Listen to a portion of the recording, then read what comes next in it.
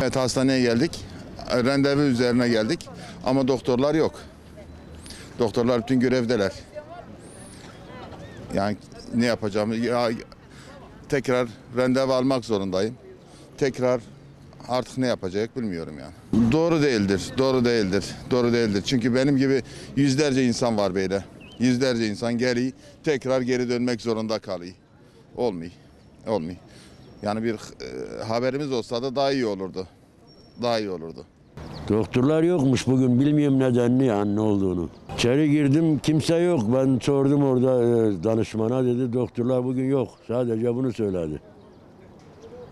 Muayene olamadınız o zaman? Hayır. Geri eve gidiyorum. Vallahi ben de rapor almaya geldim ama demek ki yok. Sağlık olsun, ne yapalım? Bilginiz var mıydı? Yokturdu vallahi. Buradan mı öğrendiniz? Burada öğrendim, yeni öğrendim. Halkı bu kadar mağdur etmeye gerek yok yani. Bunların bir oyun olduğunu da tüm Türkiye biliyordur. Şöyle anlatayım. Şimdi adamlar 2023'e hazırlık yapıyordur seçim yüzünden, seçimden dolayı.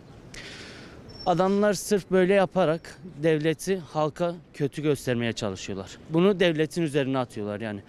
Bu kadar halkı da mağdur etmenin anlamı yok yani. Ya Cildiye'ye geldik. Muayene olabildiniz mi? Hayır, bulamadık doktorları. Hepsi greve gitmişler. Bize de 3 gün sonra tekrardan randevu alın diye söylediler. Keyfi muamele yapıyorlar yani. Greve gitmez, saçma buluyorum ben yani. Doktorların greve gitmesi, halkı bırakıp greve gitmesi çok saçma yani. Tamam,